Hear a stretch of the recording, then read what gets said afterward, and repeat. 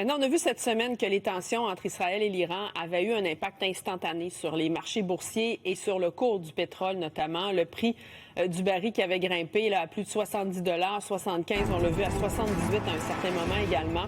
À quoi s'attendre si le conflit s'étire? Yvan Clich est fellow et chercheur du Centre d'études et de recherche internationale de l'Université de Montréal.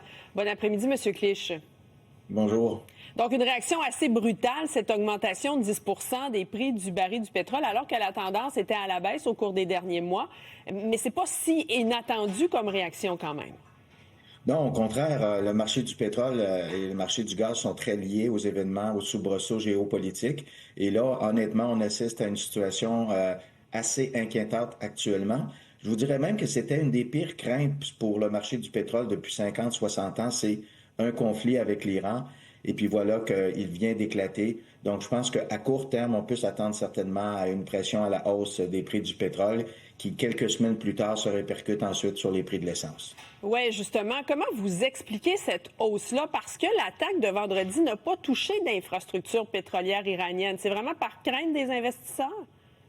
Bien, c'est qu'effectivement, on craint que maintenant les installations pétrolières et gazières de l'Iran ou d'autres pays soient affectées. Je vous dirais qu'il y a une frappe israélienne qui a touché un site de production de gaz appartenant à l'Iran et c'est le plus gros de la région.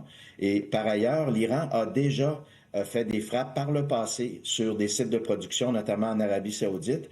Et il y a toujours cette crainte, cette menace d'un blocus du détroit d'Ormuz, Voilà. qui est situé entre l'Iran et les pays arabes. Et c'est là que transite environ le cinquième de la production mondiale de pétrole et 25 le quart de la production mondiale de gaz.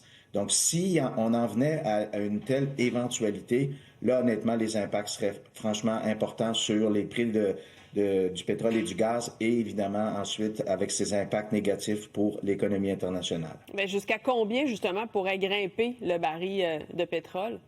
Ben, écoutez, les spéculations vont bon train. Il y en a qui pensent que ça pourrait franchir les 100 mais le baril. Mais ceci dit, attention, quand les prix augmentent de façon si importante, les gens, l'industrie, l'économie consomment moins d'énergie. Et comme on consomme moins d'énergie, ben là, il y a une tendance vers la baisse des prix. Comme on dit dans le marché, il n'y a pas mieux qu'une une augmentation des prix du pétrole pour se guérir d'une flambée des prix du pétrole. Donc, si les prix vont à la hausse, nécessairement, les gens vont moins consommer et ça va entraîner par la suite une chute des prix. Alors, c'est quand même à surveiller. On pense qu'à court terme, il y a certainement danger que les prix soient à la hausse de façon assez importante, mais par la suite, on pourrait assister effectivement à un fléchissement qui ramènerait un certain équilibre. Il faut dire que l'Arabie saoudite est là, justement, a toujours été un producteur flexible. Et l'Arabie saoudite, s'il y avait des manques à gagner sur le marché du pétrole, des barils qui seraient plus distribués comme on le pensait autrefois, auparavant, il y a quelques jours, pourrait rajouter de la production et contribuer à aider à stabiliser le marché. Vous avez parlé tout à l'heure des impacts sur les prix à la pompe. Est-ce que les conséquences seraient immédiates? Est-ce que ça pourrait avoir des conséquences jusque chez nous aussi?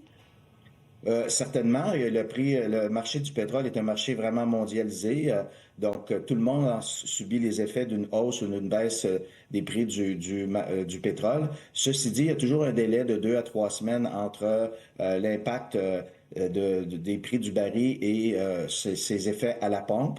Alors, si les choses se stabilisent relativement rapidement, on verra pas beaucoup d'effets. Mais si par contre, des sites de production pétrolière et gazière dans la région sont impactés, sont ciblés par des frappes ou qu'il y a des contraintes à l'approvisionnement, au passage dans le détroit d'Ormuz pour les bateaux qui transportent du pétrole et du gaz, là, honnêtement, effectivement, on pourrait avoir une hausse des prix qui soit un petit peu plus soutenue. Mais encore une fois, on est dans la spéculation. On en est vraiment au jour le jour, là, quant aux impacts du conflit actuel sur le marché pétrolier gazier mondial. Quand vous dites que ça devrait se régler, que si ça se règle dans un délai relativement court, est-ce qu'on est dans un ordre de 2-3 semaines ou faudrait que ça se règle dans combien de temps à peu près pour qu'on ne voit pas nécessairement d'impact sur le prix à la pompe? Bien, écoutez, de la façon dont moi je lis la situation et comme plusieurs analystes, on ne semble pas vraiment dans un scénario où la guerre va être arrêtée rapidement. Voilà. Si effectivement elle se prolonge et surtout si elle impacte la libre circulation des fortes quantités de pétrole et de gaz qui circulent dans la région, Là, et c'est sûr qu'il va y avoir des conséquences beaucoup plus directes. Notamment la Chine. La Chine est un des grands acheteurs du pétrole iranien. Si elle ne peut plus en obtenir, elle va tenter de l'obtenir ailleurs. Alors, qu'est-ce que ça fait? Ça fait que les prix sont à la hausse parce qu'il y a une moins grande disponibilité. C'est le jeu de l'offre et la demande.